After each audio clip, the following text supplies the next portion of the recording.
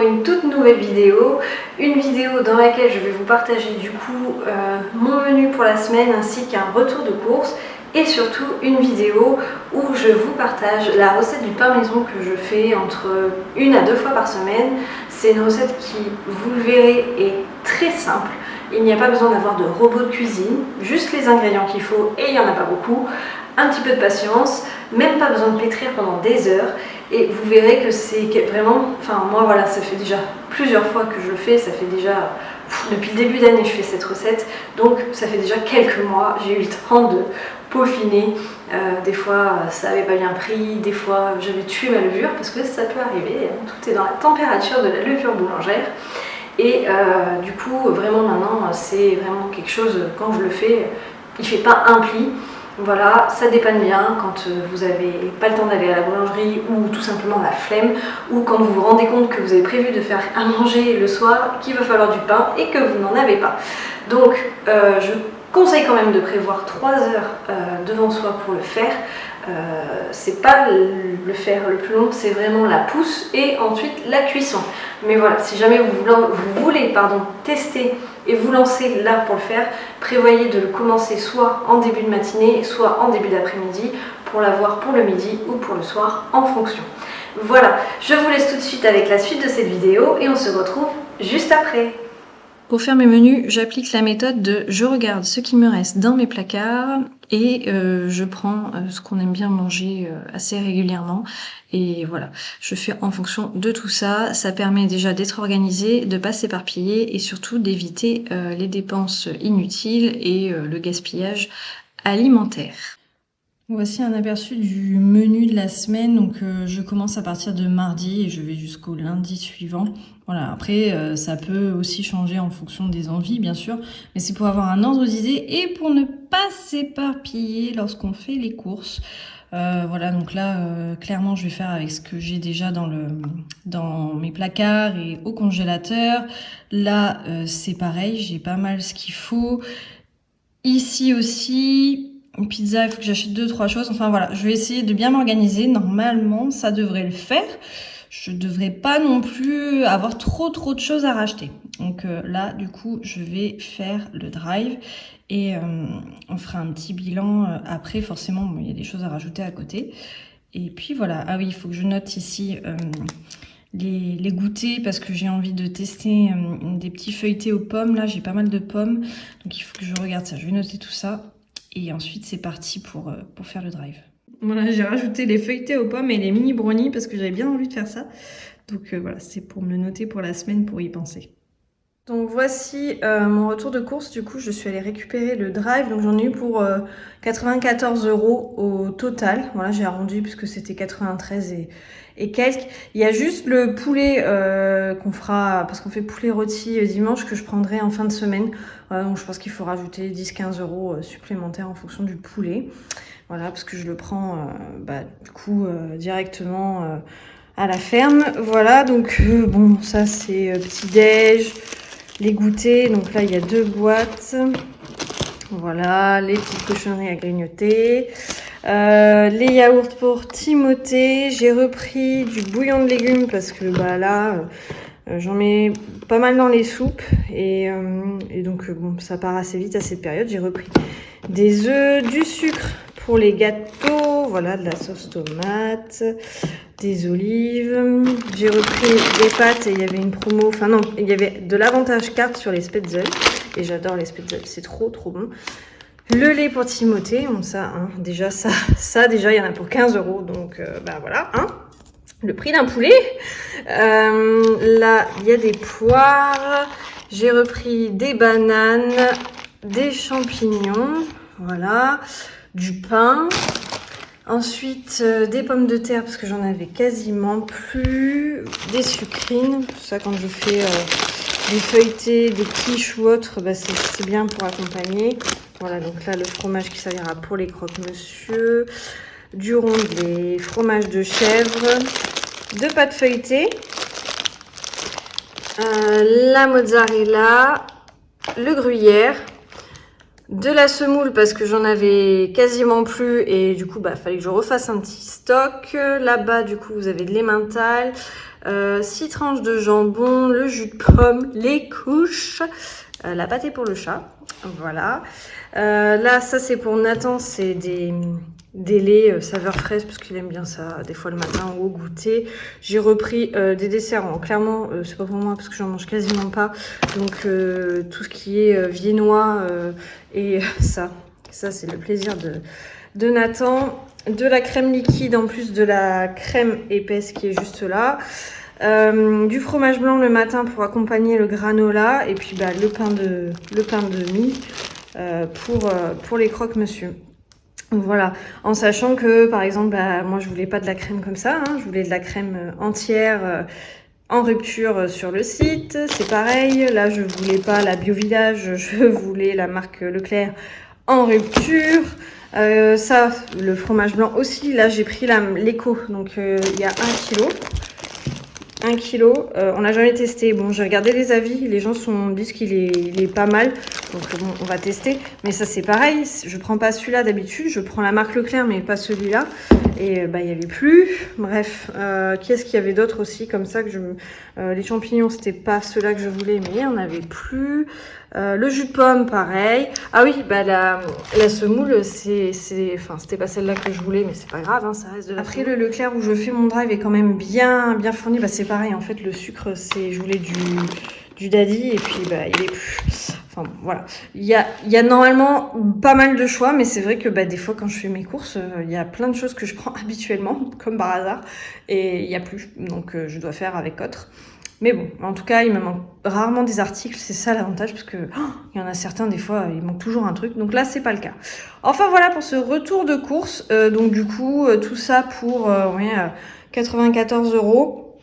Et puis après je vous dis il faudra rajouter le poulet en sachant que j'ai plein de légumes au congèle et il me reste aussi pas mal de courges. Voilà. Alors avant toute chose on va préchauffer le four à 30 degrés, le temps de préparer la pâte, donc ce que je fais tout de suite. Ensuite il va falloir que l'on prépare la levure boulangère. Donc moi j'utilise de la levure sèche, mais vous pouvez utiliser aussi de la levure fraîche. Donc pour la levure fraîche, si je dis pas de bêtises, je crois que c'est 20 grammes. Et la levure sèche, du coup, j'utilise uniquement un sachet. Donc là, j'ai pas le poids, mais je crois que c'est un sachet de 8 grammes. Donc en même temps, je vais faire du coup, car il faut 350 grammes d'eau pour la levure. Donc je mets un fond d'eau chaude et je vais venir compléter avec de l'eau froide. Et en fait après c'est tout simplement voilà, comme ça que j'arrive à voir si je suis plutôt bien. Si c'est assez tiède, il faut pas que l'eau soit trop froide ni trop chaude. Bon voilà, là je suis à 368 mais normalement c'est 350. Il faut pas que l'eau soit trop froide ni trop chaude parce que sinon forcément vous vous doutez bien, la levure ça ne prendra pas et du coup votre pain ne gonflera pas. Donc je viens ajouter la levure et je vais laisser agir pendant 10 minutes. Donc je la remue pour bien que tout se mette dans l'eau.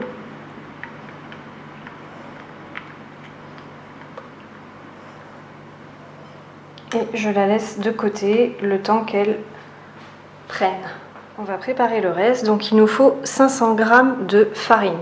Donc ici je vais prendre du coup de la farine T45 et de la T65. D'habitude je mets de la farine de seigle mais là je n'en ai plus et je n'en ai pas racheté encore. Donc voilà. Au drive j'en ai malheureusement pas. C'est ce que je vous disais la dernière fois, c'est qu'il n'y a pas de farine de seigle au drive. Et du coup, on part sur 500 g, donc je vais faire moitié-moitié.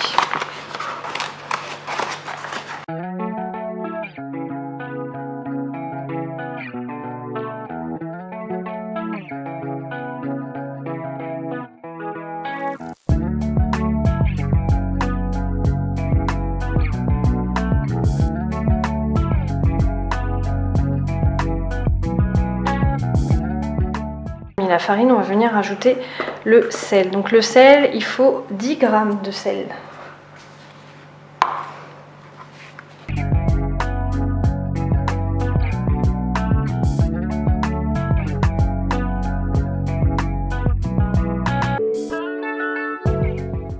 En venant rajouter la levure, de ne pas la mettre directement sur le sel, sinon ça va la tuer.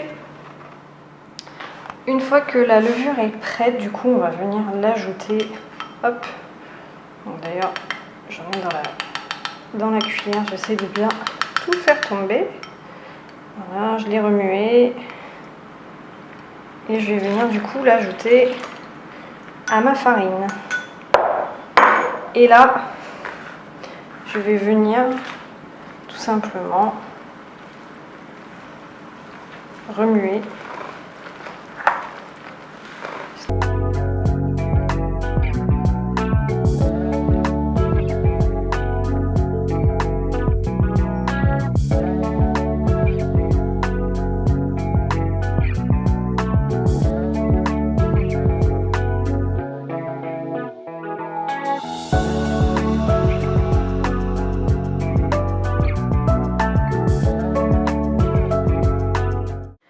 Une fois que votre pâte du coup est bien mélangée, moi ce que je fais, c'est que je viens en premier lieu ajouter sur le dessus un film fraîcheur,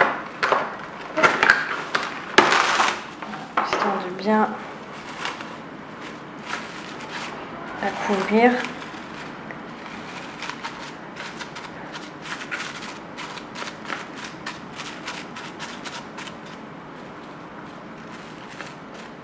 Qu'elle se maintienne bien au tiède, et je rajoute en plus de ça par-dessus un torchon. Donc là l'idéal c'est de la laisser entre 2 heures et 3 heures au four à lever. Donc là je vais stopper le four, donc il est bien préchauffé à 30, c'est de la laisser entre 2 et 3 heures dans le four le temps que la pâte lève. Et on se retrouvera à ce moment-là, une fois que la pâte aura bien levé, pour vous montrer la suite tout simplement. C'est parti! On se retrouve un peu plus tard, donc vous pouvez voir ici que la pâte a bien levé, qu'elle est bien aérée. Donc voilà, je l'avais laissé 2 heures, un peu plus de 2 heures. Donc je vais retirer le film plastique dans un premier temps, et je vais essayer de récupérer un maximum de pâte qui a pu rester collée dessus. Alors ici, ça colle un peu au doigt, mais voilà, en fait, je vais venir pétrir de façon assez grossière, on va dire. Donc je vais déjà bien décoller les bords, parce que forcément, ça a bien adhéré au saladier. Et après, en fait, voilà, je viens faire un mouvement où je viens rabattre la pâte sur elle-même. Si jamais vous avez déjà fait du pain, ou vous avez déjà vu des vidéos sur le pain au levain, c'est un peu le même principe. On essaie de prendre les coins et de venir abattre la pâte au milieu, au centre.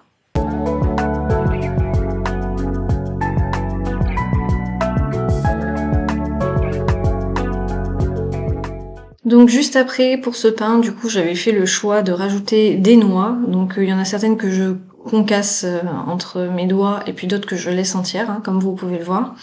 Et je vais aussi rajouter juste après des graines de lin et des graines de tournesol. Vous pouvez mettre tout ce que vous voulez dans votre pain, vous n'êtes pas obligé de mettre des graines non plus, vous pouvez le garder nature. Mais voilà, là c'est vraiment au gré de vos envies et de vos goûts surtout.